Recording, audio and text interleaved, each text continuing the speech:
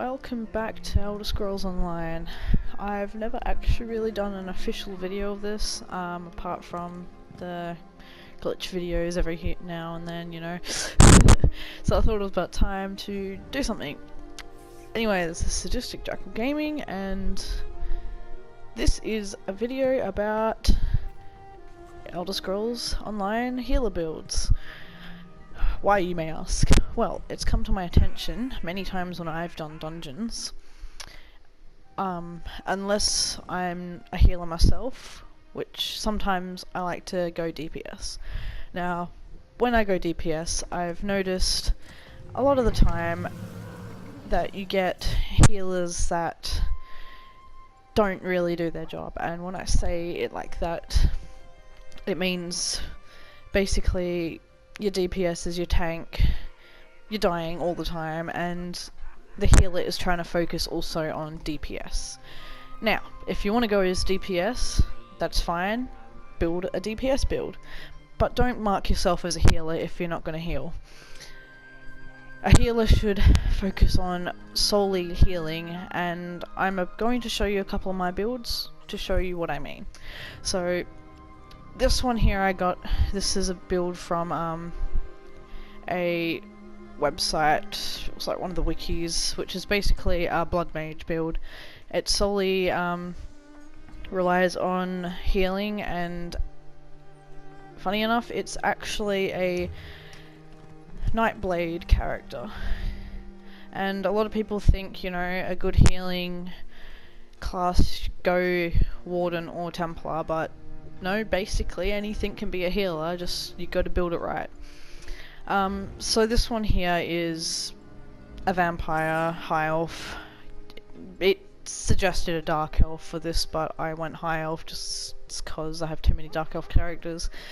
But it doesn't make a huge difference. But basically this character has both its weapon slots as restoration staff. That is the main thing with this character. You must have restoration staff if you're going the blood mage build. One of the blood mage builds was suggested a restoration staff and a shield and sword, but I didn't see that very reliable realistically for healing, so for a full strictly healing based class, I suggest 2 restoration staffs. And anyway, to my skills, just to show you what I've done. I've kind of warped the original blood mage build to kind of build it how basically to suit my playstyle. So funnel health was on the original one. That one was one of their most important ones that they put on there. The invigorating drain, that one was on there. That's the vampire from the vampire skill tree. That one basically will drain health if you're unaware of the vampire's skill tree at all. It drains health from your enemies and gives it to you.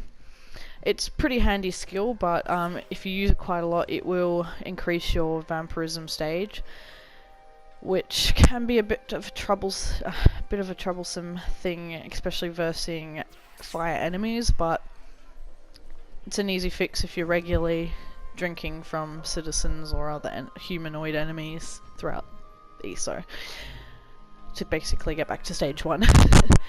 Harness Magica, that one was not on the original Blood Mage tree, but I find it a very handy skill. It's part of the light armor, I believe, your light armor skill, and it's one of the abilities you get from that. It basically puts a shield in front of your health, which your enemies will have to disintegrate that shield before they can start basically draining your health. It comes in handy when you're in a bit of a pickle and enemies are after you and you need to get away. So I find that one very handy indeed. And my 2 favourite abilities for the restoration staff, which I highly suggest, and they were both on the blood mage skill tree as well, is the Healing Springs and your Combat Prayer. These 2 are very quick healing abilities. So it's basically a lifesaver if you see a DPS or tank very low in health due to an enemy's heavy attack or something. It's a lifesaver. And last but not least, Bat Swarm, which is again Vampirism skill tree. It is the ultimate ability, and it drains health from your. It's an area attack, so it doesn't target just one enemy, it's multiple, and it drains the health from the enemies and gives it to you. It's a very slow health draining one, but it does some pretty decent damage, especially if you've got like 10 enemies around you. You'll notice a difference. So that's what I've done for my first weapon. The other one's basically the same, just I've replaced one of the healing abilities with siphoning strikes, and I have used this one mostly for a bit more damage, but I tend to stick with the this one, especially when I'm a healer in a dungeon. So basically that's the skills. Funnel health and siphoning strikes, I believe. Hang on. Yeah, both from the siphoning tree. I don't really recommend any of the Assassin or Shadow one for a Blood Mage build unless you're going a hybrid. But if you want to go full heals, siphoning, vampirism, and restoration staff are the skill trees you need to do. Also, keep an eye on your perks here. Like, there's some that you don't really need, but some that give you extra magicka. You need that magicka. You're going to need it. So again, with when it comes to armor, go light armor and build that shit up. That was my skill tree. There we go. It's not a high enough level yet, but on one of my other characters I have magicka completely upgraded. It's a lifesaver. You never run out of magicka. And yeah, and same when you get to your champion levels, when it comes to your magicka abilities, make sure you put those perks on there because you're going to need them. Anyway, so this is my Blood Mage. I'll show some playthrough with him in a little bit. I'm just going to head to my Warden now and show you what I've set up that one. How I've set up that one, sorry. Alright, so this is my Warden character. This was probably my first healing build I really built up, and kind of got me into liking being a healer. Warden's a really good class for a healer. Again, like all classes, as long as you build them upright, you'll have no issues. This one here, he's kind of a bit of a hybrid when it comes to so he's kind of DPS healer, but I've set up one of his trees weapons bars, basically full healing, a little bit of damage, but when I'm in dungeons I will focus solely on healing. I don't want my teammates dying, they don't want to die, they want a good healer, so that's what I'm here for. So basically, I won't go too into the DPS side of it, but I've just got a slight kind of a minor healing skill there. Most of it's just damage. But when I go over here, I've got a restoration staff, as you can see. So I've got Ice Fortress, which comes under the Winter's Embrace skill set for the Warden. I believe it heals you. Oops, what am I doing? Of course it's being weird. Yeah. Gives you protection. I'm pretty sure the other version of it heals you. But basically it's a defensive skill, protecting yourself from blows, kind of. Winter's Revenge, just another DPS skill there. Nature's Grasp comes under Green and Balance, I believe. Yep. And that's a swing to target allies, healing them. So yeah, that one's a one person healing at the time basically, but it's a good one if you see someone quite low, you just activate that and it sets that to them. And again, my two favourite skills for restoration staff, your well, I'm in the thing, okay, so your healing springs and blessing of restoration. As for the ultimate ability, I believe I put that in the other one too. No, I didn't. Okay, never mind. This is a green balance skill, and I highly recommend it for a healing warden class build. Definitely a great skill.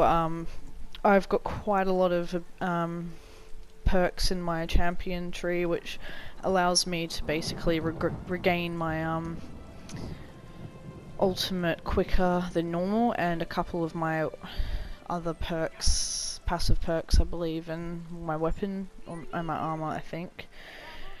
I'll have to have a look, but basically I can use this ability how I've built it, and 10 seconds after using it I can use it again, so it does massive healing. It's an area effect. As long as everyone is standing in that space, they will get healing, and it's definitely saved me a few times, saved my team quite a few times. It's a really good skill, highly recommended.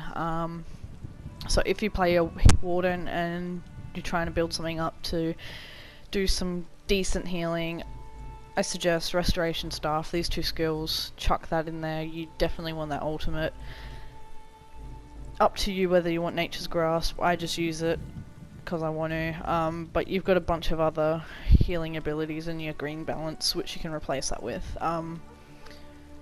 Again, Winter's Embrace abilities you can replace with green balance or some animal companion ones, highly up to you, but those last three I definitely recommend putting in there. And yeah, so I think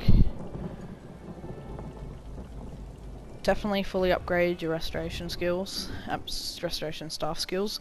And for this character I've gone heavy armor, but recommended light armor if you want that magicka.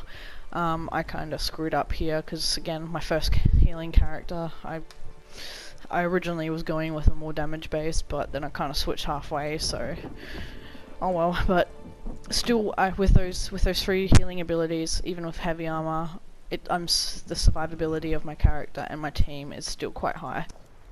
If you're one of those people that prefer DPS but you like to have heals, and you go into a dungeon selected as a healer, shame on you. Shame on you. Your character is most probably not built up to have the survivability and magicka required to keep your team alive. And these are the type of people, no offense, that I do not like getting as healers in teams, because majority of the time we all end up dead, and as a DPS I have to take over as healing. So, good example, this character here I have as a DPS mostly. He's I want to get into it. Wrong section. Okay, so yeah, clearly you can see up here I've got my DPS abilities. There's nothing healing related in here. Some of the abilities have slight healing, which yeah. So I will always go into a dungeon as DPS regardless with this character, but he is classed as a hybrid build because I do have healing abilities in here. I do have the one there. I did have another one which I switched out for another, whatever this is, I can't actually remember. Okay, yeah, that one. Yes, I have the capability of healing people, but that does not make me a healer. If you have a build like this and you're setting yourself as a healer in dungeons, you're technically letting your team down. Let an actual full healing build take that spot. Set yourself as DPS. Basically with this, if I end up getting in a team and I do have one of those typically good healers, I don't need to use this side of my skills at all. I will stick to this side. Solely DPS. But there's times I often get, like I said, healers that aren't built to be a healer and they can't keep up and will die. this is why I have this, most of my DPSs are hybrids, is because I will take over some of the healing to keep us all alive. And that's, as a DPS, you want something to help your team out, but never set yourself as healer, never. If you're built as a DPS, you stick to being DPS. Healing skills are okay to have, just if you can't keep up, do not put yourself under the healing do not under the dungeon as a healer. Because with this character, if I did that, I couldn't keep up healing. My magic is nowhere near as well. My magic is high, but to spam this ability gets repetitive. It doesn't keep up, and your teammates die. Trust me, I've had to deal with that. So yeah, healing builds, 100%. At least have a restoration staff, and most, if not all of your skills in that weapon set healing based, because it's really annoying for people when you let your team down and you just can't keep up. People want to enjoy a dungeon, they want to get that through as quick and as simply as possible without having to die every few seconds. And a dungeon and an MMO game, just those two things combined spell out teamwork. You need to understand the basics of these type of games, understand the mechanics, understand your build you're going for, and understand your, basically in here, understand your group roles. As a healer, you need to focus on healing. As a DPS, you focus on damage, and as a tank, you gotta focus on getting the enemy to be distracted and aim for you, basically. Absorb that damage. And as a healer, also an important thing, your tank is priority over your DPS. Your DPS comes second when healing. Of course, don't let them die, but if you see your tanks in more trouble, go for them first. They help keep the enemies off everyone else, and without them, then it's a bit chaotic. And DPSs, to help your healers, please do not stand in area effects. Do not. If an enemy has a big red ring around them and it's doing damage, dodge that shit, get out of it. Your healer doesn't want to be sitting there healing you because you can't get out of the damage, or you refuse to get out of the damage. If you can get out of there, and wait, until that's gone to pound straight back into the enemy again. Because as a healer, that can be very exhausting on our magicka, trying to keep you alive because you're being a bit idiotic by standing in the damage. Tanks can tolerate that a little bit more than DPSs, so I'm not gonna get off my high horse on tanks stand in the damage, because they are built to take that damage. Yes, if you can get out of their tanks, highly appreciated, but I'm focusing solely on DPS here when it comes to that, because boy is it annoying. And healers, please, just, if you set yourself as healer, do not worry about damage, do not do DPS, just 100% solely focus on healing your teammates. You do not need to do damage. That's what your DPS is for, that's what your tanks are for. You need to keep everyone alive, so use them fucking heals. Do it, I believe in you. Alrighty, and finally, of course, your Templar.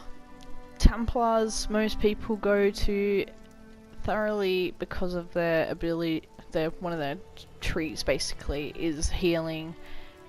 So a lot of people who want to be healers tend to go for them over any other class because they've got that in front of them.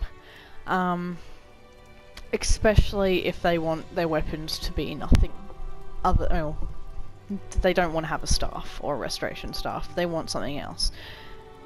Because then you can do that damage and heal at the same time, but that can still be a little bit of an issue unless built right. For this character, it's only a level 6, so I haven't really done anything with it as such, but I was going to go a two-handed weapon, I believe, and I'm still deciding on the other one, but I'm probably going to end up with restoration staff in the end. But basically, restoring light is the skill tree you want for a healer under the Templar, because every ability here, apart from one I believe, which is a protection one, but pretty much all of them are healing skills. I recommend the ultimate when you unlock it, or if you have it already. That ultimate is a really good bulk healing ability. Again, restoration staff I recommend as well. Let's say on your second bar, so your first ability bar, you'll have your restoring light skills and maybe a couple of DPS ones, whether it be shield and sword, whatever you want. So you know, you have your abilities, your healing abilities, and your DPS ones or whatever. For me, for example, I've got 2 healing ones. I've got Soul Trap at the moment because I haven't unlocked anything I want, so that's kind of just there to cover it up. And then I've got Solar Flare and Sun Flare, which is under the Dawn's Wrath. So basically, I'm still deciding weapon, but I'm probably going to go with two-handed. So I'll probably have a couple of two-handed weapon skills: Dawn's Wrath, healing, and then healing, or two weapons, 2 Dawn's Wrath, 1 healing, and then my healing ultimate there. So that gives you a bit of a mix there for healing and DPS. And when it comes to a Templar under a healer and you have DPS as well, they can be their survivability and healing abilities can be a lot better in dungeons over one of the other classes trying to go DPS and healing, because they have those healing skills already there and they are quite decent skills, and they do the damage and they can do the healing. So if you want to go hybrid and you want to be a healer but also do DPS in dungeons, recommend this class, because like I said, they can do both. Now for the second ability bar, let's say restoration staff, I would recommend put a bunch of restoration skills in there and solely focus on healing for that bar. Maybe put a couple of like abilities from here in there if you want for a bit of DPS, but if you're going restoration staff, a restoration staff is not built for damage, it's built for healing, so definitely build it up to be 100% healing or 95% healing.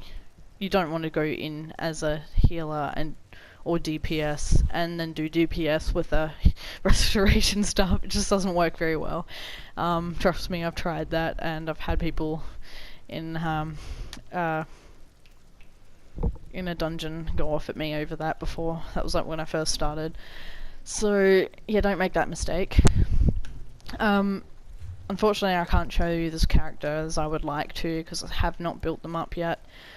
So I'm not really going to demonstrate this one, but I'll see you in a bit and I'll show you a dungeon playthrough with my Blood Mage. Alright, so we're back with my Blood Mage and I found a dungeon. I've been put under healer because I've set myself as one, and I will... Hopefully everyone comes in here because I need to actually get the quest. Oh my god. That was a beautiful start of demonstrating healing, and I'm not even on my healing one. Dude, I need the quest.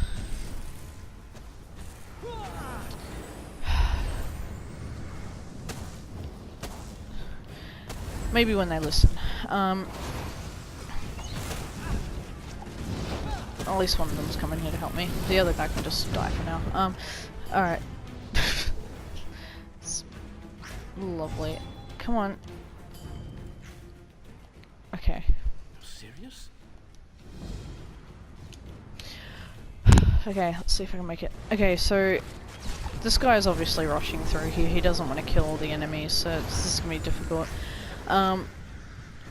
So again, already you can see the group split up. As a healer, that's really fucking annoying. You need to stick as a group. And, alright, together. So,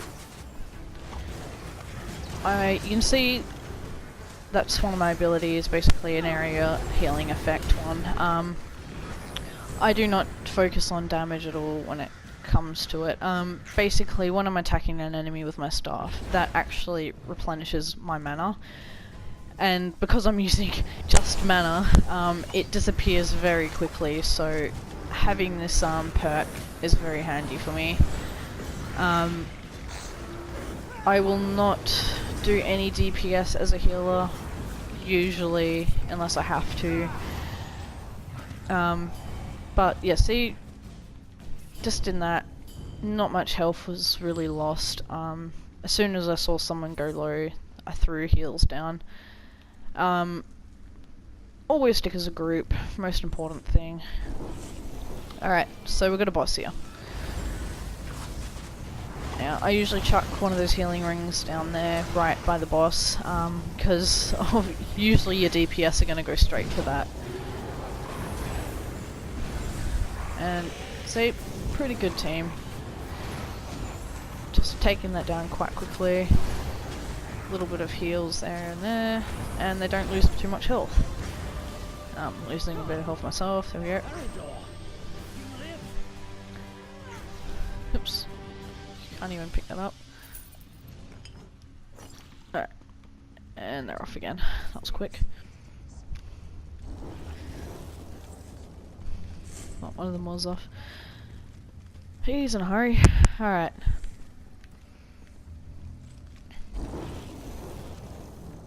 So we've got a sorcerer. Not sure what those two were. Actually, the boss here is actually going to be a good example of healing, because it requires a lot of healing. Just throw down those heals. Replenish my magicka. Throw down some more heals. And yep.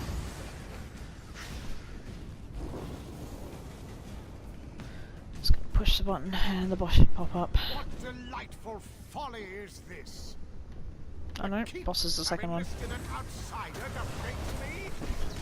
And there's my vampire ultimate there. See how it drains the health of all the enemies quite quickly. And obviously with the help of your DPSs, they die pretty quick. Yep. There are easier ways to prove your Now your boss should bravery, jump up. Turn back. Chuck in the heals. So while they're attacking the boss, they get heals as well. And see what I mean, DPS right in the area effect, they lose health, and it's really hard to sometimes keep up. That one's not so bad. It's not the hardest boss to deal with when it comes to the area effect. I am losing health and I can't get up, and ooh, there we go. Save myself. That's another thing you gotta watch out as a healer. You don't want to get knocked down, because no one's gonna probably heal you but yourself, so you gotta rely on yourself really for heals, or everyone else is relying on you solely, so that was a quick kill. Usually he takes a lot longer than that.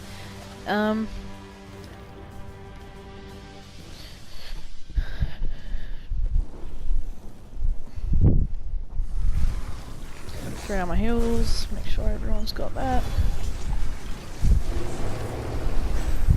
Still want to know what that fucking ability is that causes that leechy thing to jump out. Still haven't found that one. Another boss. So again, throw on the heals. I've got my ultimate back again, so I'll use that. Drains all the enemy's health slowly. Someone's health is a bit low. Where are they? These two over here.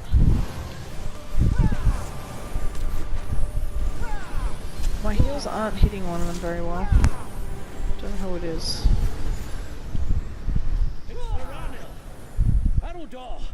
See to him. By the Empyrean light, let's hope he lives. Has he been slain? It's not the model of well-being. What levels do I have with us? 24. He's a high level. Actually, I don't know, this character's not high level. This is only level 30. And yeah, that's why we're killing things so quickly. Throw down the heals, like moving away from the heals, come on.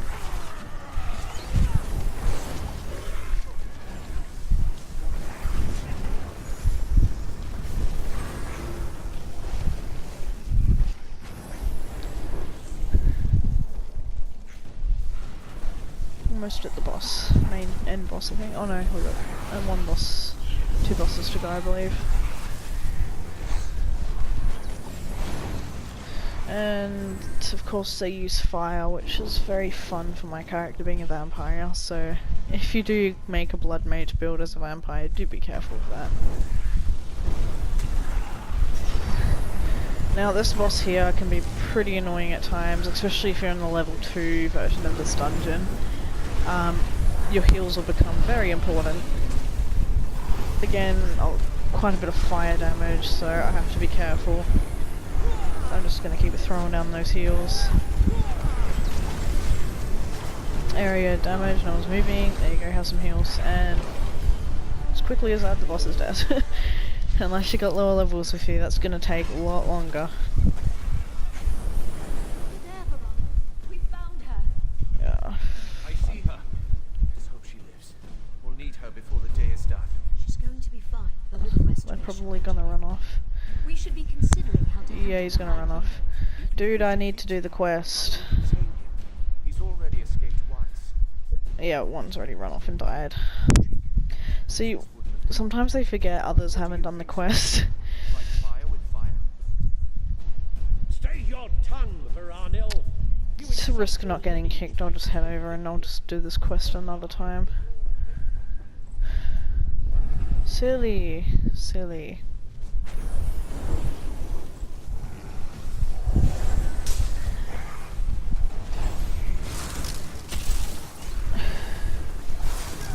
See, that's what happens if you're a DPS and you run off and not wait for your team, especially if they're trying to do quests. We're not going to come after you. So be aware, DPSs or anyone in general, if you're one of those people that like to just race through dungeons and you're with lower levels or lower level characters, they probably haven't done the quest and they would like to get the XP from it. So keep that in mind, and please just have a bit of patience and wait for them, because I would have liked to go back there and get that quest, but you know, now I'm gonna have to miss out on the extra XP because of it.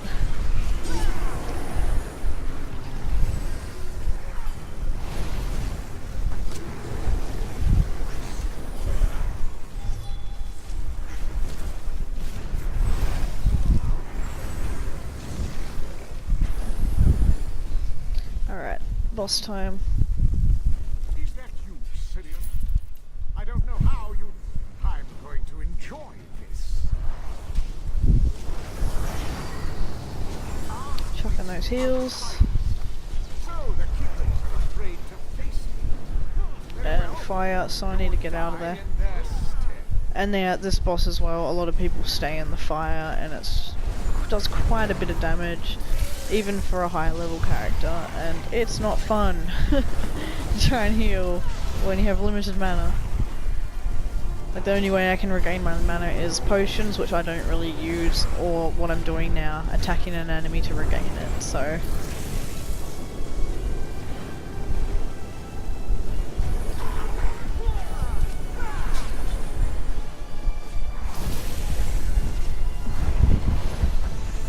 And done. So yes, there's a little issues with this team, but altogether this team worked pretty well. But yeah, as a healer, just notice what I've done. I didn't do any DPS. I just stuck to heals. And if you're going as a healer, that's what you need to do. And with that, I'm gonna leave it at there. So yeah, hopefully this video helped those a bit confused on how to build a healer or how to play as a proper healer, and hopefully you'll have a lot more luck in dungeons and a lot more luck keeping your team alive or whatever. If you enjoyed, please leave a like, a comment, and of This course madness subscribe. smears delirium. And I'll see you next time.